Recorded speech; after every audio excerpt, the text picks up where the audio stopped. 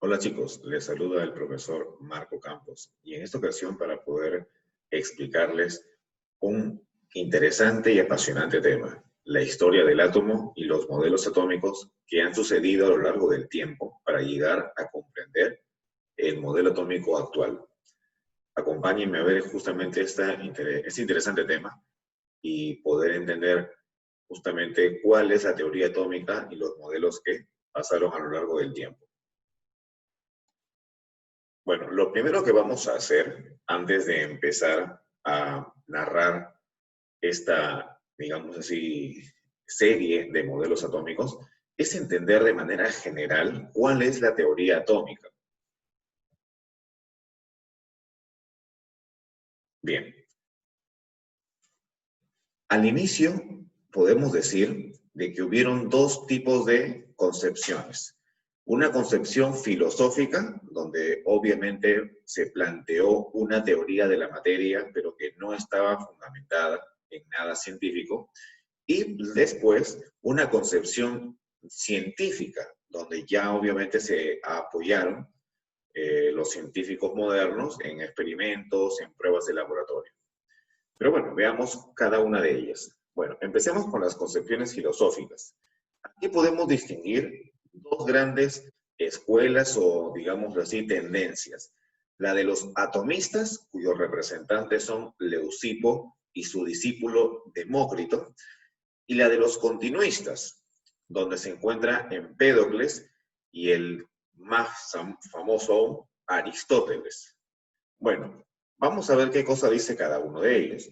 Aquí la diferencia estaba entre la continuidad o discontinuidad de la materia. Para los atomistas, la materia era discontinua, es decir, tenía un límite la división de la materia. Es decir, si tú comenzabas a partir, a dividir un cuerpo, vamos a llegar a una parte límite, es decir, algo que nos detenga, porque vamos a encontrar una porción que ya no se puede dividir. Eso es el pensamiento que tuvo Leucipo y que le transfirió a su discípulo Demócrito, y él es quien menciona que este límite de la materia al cual uno va a llegar si sigue dividiendo y dividiendo es justamente el átomo. De manera que ellos dos son los representantes de esta escuela atomista, Leucipo y su discípulo Demócrito, ¿ok? Leucipo, maestro de Demócrito. Entonces, así es como ellos razonaron, que si uno divide una parte de materia, constantemente va a llegar a una parte en la cual ya no va a poder continuar porque la materia llega a ser al fin y al cabo discontinua. Esa pequeña parte, Demócrito, es el que le asigna el nombre de átomo. Vamos a anotar también de repente si es factible aquí para explicar el significado.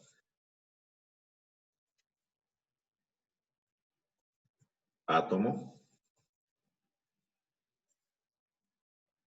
significa sin división. Es decir, Demócrito, al momento de insertar esta palabra, ese término, pensaba que la materia tenía un límite de división. Es decir, hay una partícula, un cuerpo que ya no se puede seguir dividiendo, es indestructible, ya no se puede seguir modificando, que es el átomo. ¿Ok? Bien. Veamos ahora la otra corriente, que corresponde a lo que es Empédocles y Aristóteles. Ellos pensaban que la materia era continua, es decir, que si dividimos a un cuerpo, podemos seguir dividiendo indefinidamente. Y en el caso de Empédocles, obviamente no consideraba la existencia de de átomos, sino que consideraba que los elementos que se encuentran, o los objetos que se encuentran en la Tierra, estaban compuestos por 4 elementos fundamentales. Ahí tenemos a Empédocles y al no menos famoso Aristóteles. Y miren, estos son los 4 elementos que propone Empédocles para la formación de todo lo que existe en nuestro universo conocido, visible. El aire, el fuego, la tierra y el agua. Los conocidos 4 elementos que conformaban todo lo que conocemos a nuestro alrededor. Y Aristóteles recoge esta idea justamente y la refuerza. Y como ustedes entenderán, cuál de los que están aquí es más influyente o el más indicado para formular teorías, digámoslo así, en el nacimiento de muchas ciencias. Claramente el indicado aquí era Aristóteles, dado que era el más conocido, el más aceptado en ese tiempo. Así que las ideas de Leucipo y Demócrito lamentablemente quedaron en el olvido y permaneció las ideas de Aristóteles. Aristóteles postulaba que la materia era continua, es decir, que si dividimos muchas veces a una parte, un cuerpo, esta división no tiene un límite, continúa indefinidamente. ¿Ok? Muy bien, entonces estas eran las dos grandes concepciones filosóficas acerca de la teoría atómica. Y bueno, las concepciones científicas es justamente lo que vamos a estudiar. Vamos a estudiar los modelos atómicos que han sucedido a lo largo del tiempo y que de manera resumida vendrían a estar representados por los siguientes científicos. Acá tenemos a Dalton, a Thomson, John Dalton, Thomson, Rutherford, Bohr, Schrödinger, que de alguna manera fueron los que han cimentado la teoría atómica hasta el modelo atómico actual que tenemos hoy en día. Incluso acá vienen acompañados de sus imágenes de lo que ellos propusieron en su momento como parte de la teoría atómica en aquel entonces. Bien, chicos, entonces, de alguna forma, este esquema resume lo que vamos a trabajar, no solamente en esta clase. En las siguientes clases también vamos a seguir viendo otros modelos atómicos. El día de hoy vamos a observar sobre todo dos de ellos. El modelo atómico de Dalton, de John Dalton, y el modelo atómico de John Joseph Thomson. ¿Ok?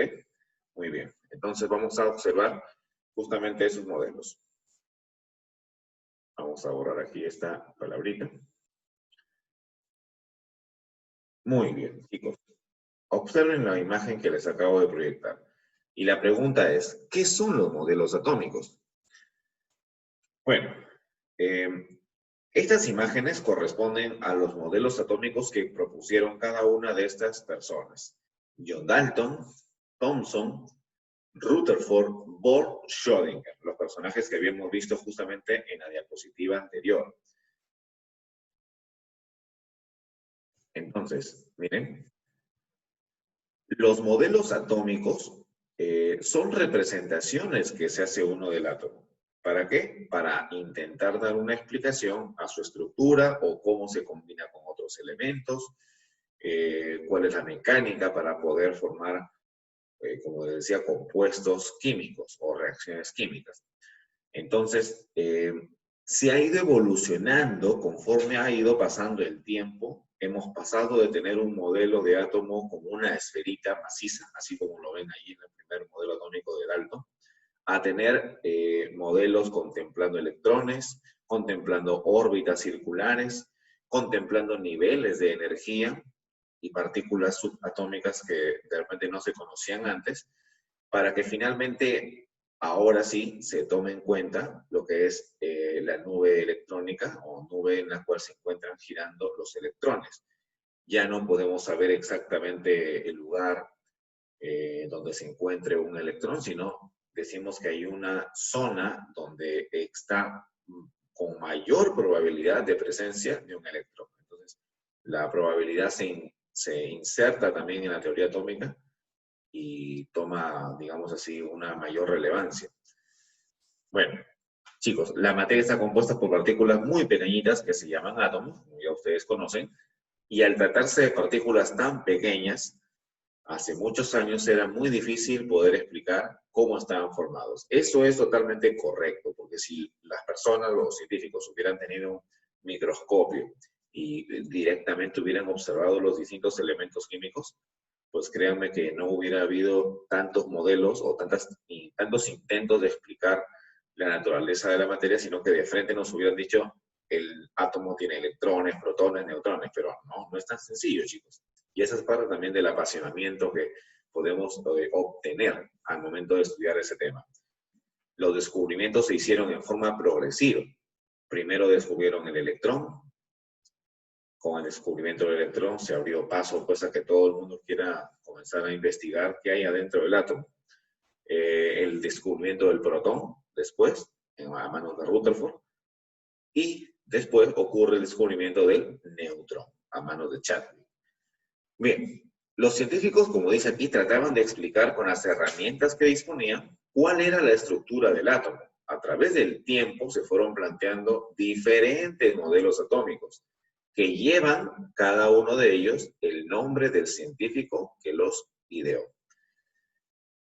Y así, estos modelos atómicos se fueron descartando, mejorando, planteando nuevos, hasta llegar al modelo atómico actual.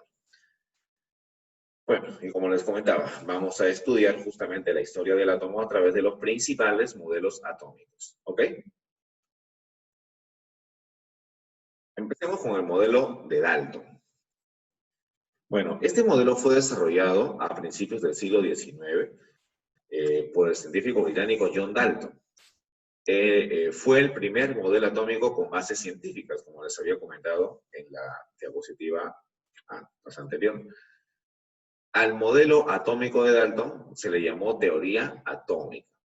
Y bueno, escribe el primer tratado de química, de por lo menos 5.000 páginas, así como lo escuchan. ¿Cómo se denominó este libro de Dalton? Ahí está, Nuevo Sistema de la Filosofía Química. ¿Publicado en qué año? En 1808. Con esto da inicio a las concepciones científicas acerca de los modelos atómicos, en este caso de Dalton. Bueno, veamos cuáles son los postulados de Dalton. Miren, ahí está justamente una imagen de Dalton. Vamos a colocar acá el puntero láser para que podamos entender mejor. Listo, a ver, el primero. Bueno, yo he tratado de resumir acá los postulados. Hay distintos de autores que algunos consideran 4, otros consideran 6. Yo creo que es conveniente con los 5 primordiales y de alguna manera también para ver cómo podemos explicar que algunos de estos postulados estaban erróneos. Obviamente, ¿no? Si no, no se hubiera modificado. Pero es importante que ustedes los conozcan. Bueno, primero, un primer postulado de Dalton es que la materia está conformada por partículas muy pequeñitas llamadas átomos. Eso estamos todos de acuerdo. Que son indivisibles y no se pueden destruir ni dividir, ni siquiera en las reacciones químicas más violentas. O sea, el átomo es algo indestructible, que ya no se puede dividir. ¿Eso será correcto? ¿No? ¿Qué dicen ustedes? Bien, ahora sí. Entonces, les preguntaba, ¿no? Si ustedes consideran que eso es cierto. O sea, para Dalton el átomo era algo así. Era una esfera maciza que no tiene forma de ser dividida, penetrada, partida en dos. Entonces, no hay manera. Es una esfera maciza, indestructible. ¿Pero eso será cierto? Obviamente que no, porque ya nosotros conocemos de alguna manera, por referencias al curso, de que en el átomo tenemos neutrones, protones, electrones, ¿no es cierto? Claro. Entonces, la teoría de Dalton no es adaptable a nuestro tiempo, ya la teoría se ha modificado, obviamente, y ustedes han visto cuántos modelos atómicos han tenido que pasar para poder tener el modelo atómico actual. Bueno, ¿qué más? Sigamos leyendo. Los átomos de un mismo elemento son iguales entre sí, tienen la misma masa e iguales propiedades.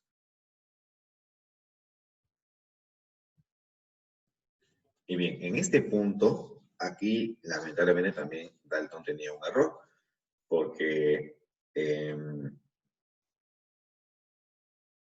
los elementos o los átomos de un mismo elemento no siempre son exactamente iguales.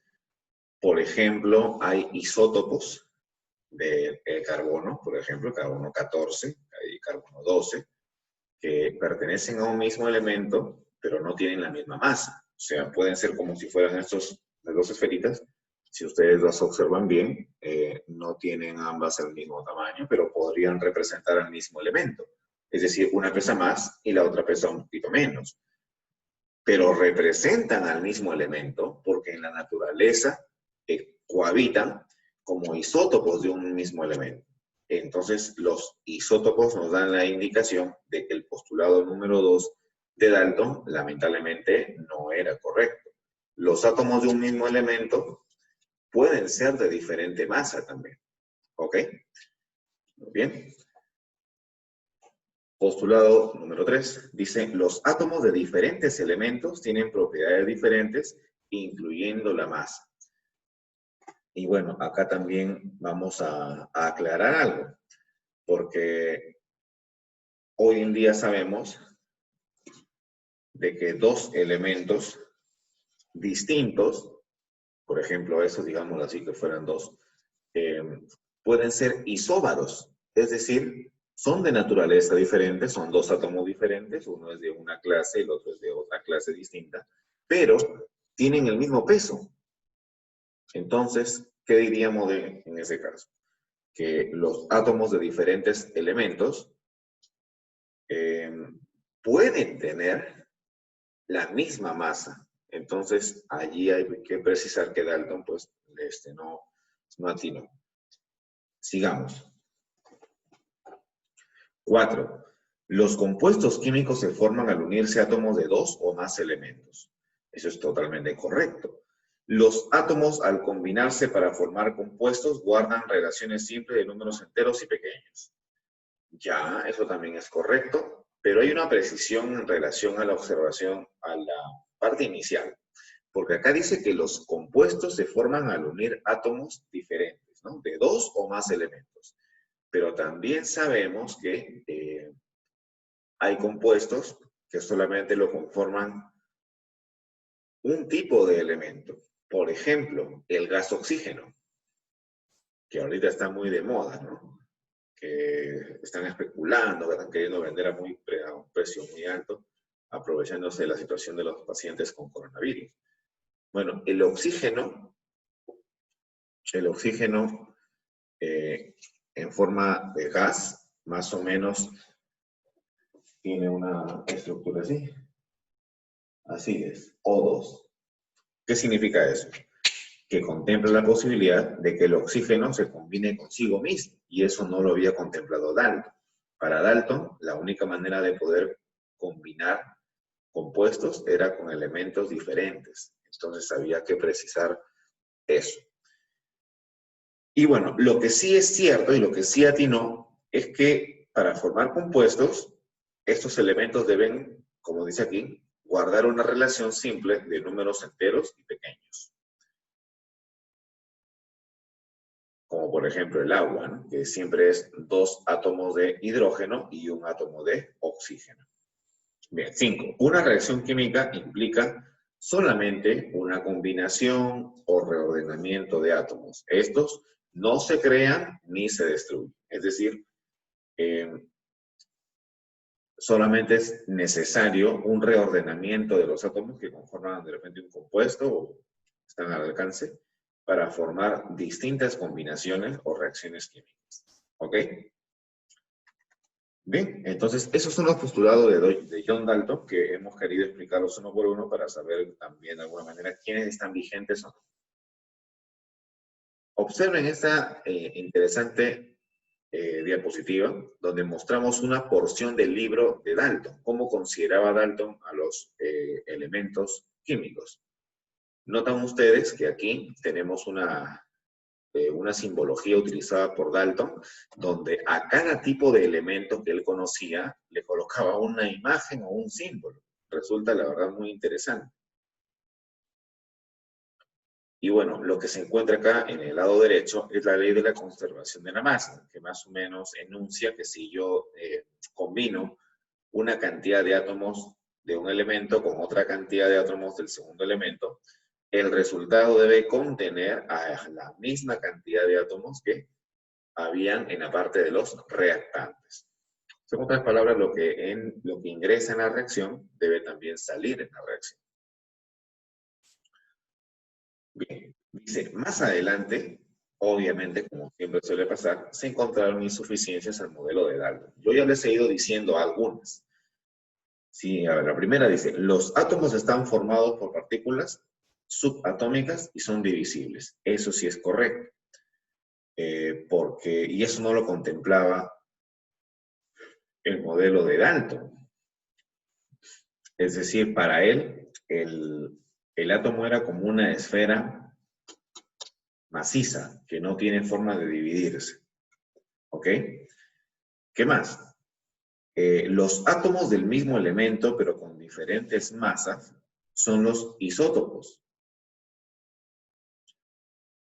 Lo que les comentaba también hace un momento, ¿no?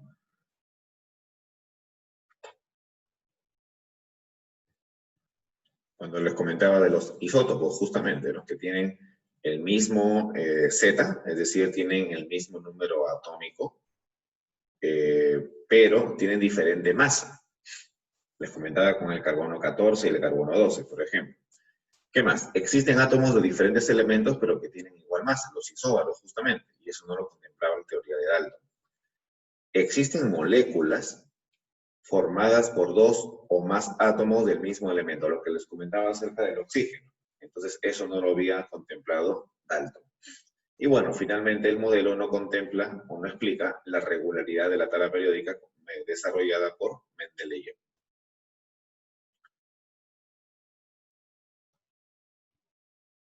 Bien. Es momento de seguir avanzando y ver un nuevo modelo atómico, el modelo atómico de Thomson. Pero para poder entender cómo hizo Thomson para proponer un modelo atómico, quisiera que presten atención a un pequeño video donde se muestra qué cosa descubrió Thomson y que le resultó siendo un espaldarazo para poder continuar con las investigaciones.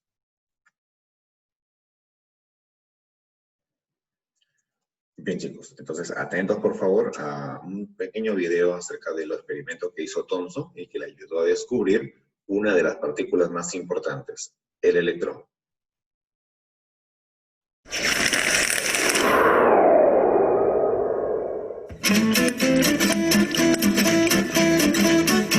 Como es habitual en la historia de la ciencia, la primera partícula subatómica se descubrió a partir de una curiosidad.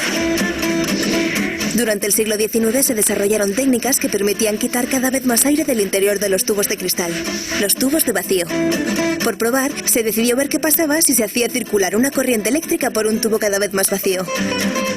Y los resultados fueron sorprendentes. Aparecía un brillo que cambiaba conforme había menos aire.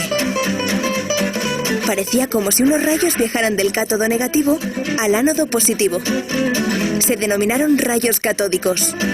En cierta manera, se había fabricado el primer fluorescente. ¿A qué se debía este brillo? ¿Qué eran estos misteriosos rayos? La respuesta cambiaría el mundo. Estamos en 1897. Se publica Drácula y se estrena Cyrano de Bergerac. Y la reina Victoria celebra sus 60 años en el poder. Pero el acontecimiento que cambiaría el mundo se debe a los experimentos de J.J. Thomson. En uno de ellos, Thomson modifica un tubo de vacío. Agujerea el ánodo para dejar pasar un haz de rayos catódicos. Introduce dos placas que cargará eléctricamente. Y marca uno de los extremos para poder realizar mediciones. Cuando enciende la corriente, observa que los rayos catódicos avanzan en línea recta hasta el extremo reglado. Entonces, carga eléctricamente las placas y observa cómo el haz se curva. A mayor carga en las placas, mayor curvatura. Si invierte la polaridad, la curvatura cambia de sentido. Prueba además diferentes metales en el cátodo, y en todos los casos obtiene el mismo resultado. ¿De qué está formado el haz que se observa? ¿Qué características eléctricas tiene? ¿Dependen estas características de los materiales usados? ¿Qué acaba de descubrir Thomson? ¿Por qué es tan relevante?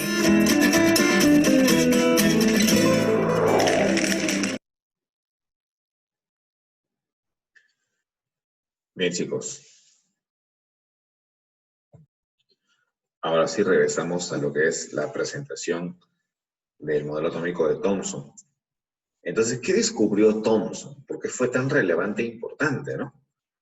Thomson descubrió de que esas partículas que pasaban directamente en el tubo de vacío, al hacer pasar rayos catódicos, se desviaba con los campos magnéticos eléctricos también, de acuerdo a la polarización.